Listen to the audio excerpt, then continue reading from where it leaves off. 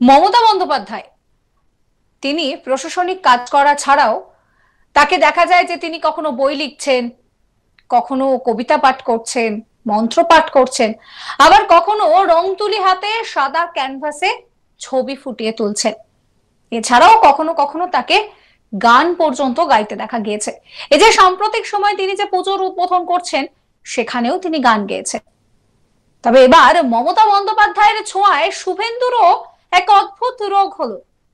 কি সেই রোগ? দেখুন ভিডিও। চায়ের সাথে টাও চাও, এই মারিতেই হদিশ পাও। আসল মারি দিচ্ছি মোরা, ওদের এখন কপাল পোড়া। খাচ্ছি মোরা খাচ্ছি, দেখো আসছে মনে খুশির ভাব। ডুবছে ওরা ডুবছে, দেখো আসল মারি লাজবাব। যখন খেলা জমবে আনমোল মারি প্লাসই জিতবে।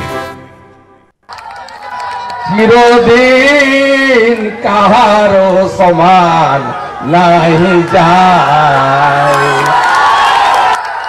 এক বছর পরে গেরুয়া লাগিয়েছে হিন্দুর বাচ্চা মরে যায়নি। চিরদিন কাহারো সমান নাহি যায়। এক বছর পরে গেরুয়া লাগিয়েছে হিন্দুর বাচ্চা মরে যায়নি। চিরদিন কাহারো সমান নাহি যায়। এক বছর পরে গেরুয়া লাগিয়েছে হিন্দুর বাচ্চা মরে যায়নি।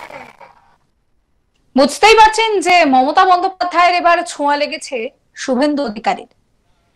তবে শুভেন্দু অধিকারী পুজো উদ্বোধনে গিয়ে এইভাবে গান গাইবেন সেটা হয়তো কেউ ভাবতে পারেননি, কারণ এটা তো শুভেন্দু সুলভ আচরণ একেবারেই নয়। একই সঙ্গে তিনি যখন মঞ্চে বক্তৃতা রাখছেন তখন তিনি পরিষ্কার বলছেন যে গতবার গেরুয়া কাপড় খোলানো হয়েছিল, সবুজ কাপড় পরানো হয়েছিল। সেই গিয়ারউদ্দিন মোল্লা সাহেব কেমন আছেন? এক বছর পর গেরুয়া লাগিয়েছি। কি বলছেন শুভেন্দু অধিকারী শোনাবো আপনাদের। গতবারে জিয়ারউদ্দিন মোল্লা সাহেব গেরুয়া কাপড় খুলিয়েছিলেন, সবুজ কাপড় পরিয়েছিলেন। কেমন আছেন মোল্লা সাহেব? চিরদিন কাহারো সমান নাহি যায়। এক বছর পরে গেরুয়া লাগিয়েছে হিন্দুর বাচ্চা মরে যায়নি।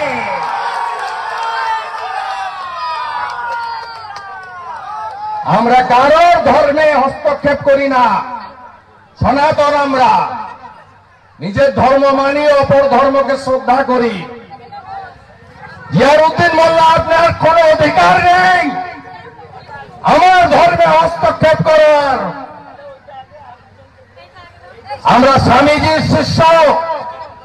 স্বামীজি বলে গেছেন নিজ ধর্মের প্রতি আস্থা রাখো, অপর ধর্মকে শ্রদ্ধা করো। এই নীতিতে চলুন।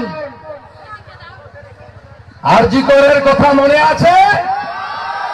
বিচার চাইতো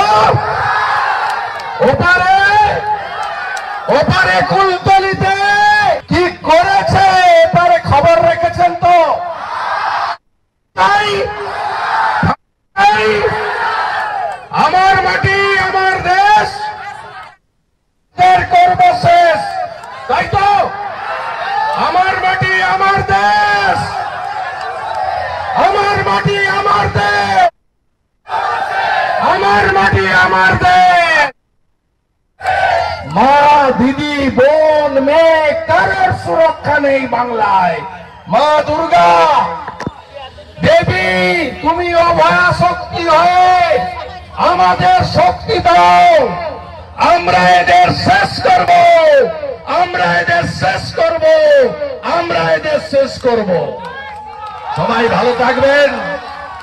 মায়েদের হাতে কিছু নতুন বস্ত্র অর্ঘ্য হিসেবে তুলে দেবো, দান নয়, অনুদান নয়। সবাই নিয়ে অষ্টমীর দিন স্নান করে শুদ্ধ কাপড় পরে মায়ের কাছে নিজের পরিবারের যেমন প্রার্থনা করবেন আরজি করের ডাক্তার বোনের জন্য, জয়নগরের কুলতলির জন্য, আর বলবেন মা আমরা কেউ ভারত পিতা বলি না, ভারত মাতা বলি। আমরা যাতে নারীর সম্মান, মা দিদি বোন স্ত্রী কন্যার সম্মান রক্ষা করতে পারি, এই শক্তি মা যাতে আমাদের দেন। সবাই খুব ভালো থাকবেন।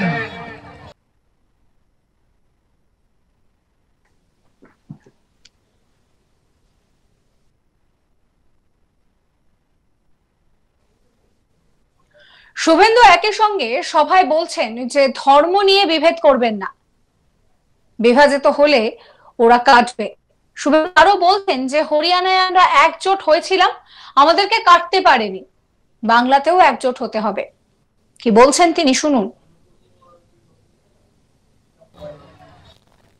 বাটেগা ওই কাটেগা, আপনারা ভাগ হবেন না, সনাতনীরা ভাগ হবেন না। যোগীজি শিখিয়েছেন ইউপির লোককে ভারতীয় বলতে, সনাতনী বলতে। জাতপাতে ভাগাভাগি করবেন না, আমরা সবাই সনাতনী, আমাদের পরিচয় আমরা ভারতীয়, আমরা হিন্দুস্তানে থাকি, এই পরিচয় রাখবেন, ভাগ হবেন না। বাটেগা তো কাটেগা জন্মাষ্টমীর দিন যোগীজি বলেছেন বৃন্দাবনে, এই কথাটা মাথায় রাখবেন। আজকে হরিয়ানাতে আমরা বাঁটিনি, তাই আমাদের কাটতে পারেনি। বাংলায় আমরা বেঁটে আছি, তাই আমাদের কাটে। আমরা বাংলাতে বাঁটবো না, আর আমাদের কাটতে দেব না, আমাদের কাটতে দেব না। জয় জয় শ্রীরাম।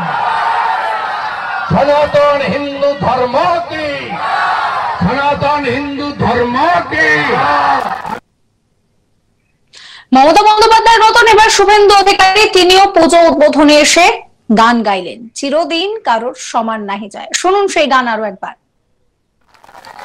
চিরদিন কাহারো সমান নাহি যায়। 1 বছর পরে গেরুয়া লাগিয়েছে, হিন্দুর বাচ্চা মরে যায়নি। সাবস্ক্রাইব করবেন আজ তাক বাংলার ইউটিউব চ্যানেলকে, ফলো করবেন হোয়াটসঅ্যাপ চ্যানেলও।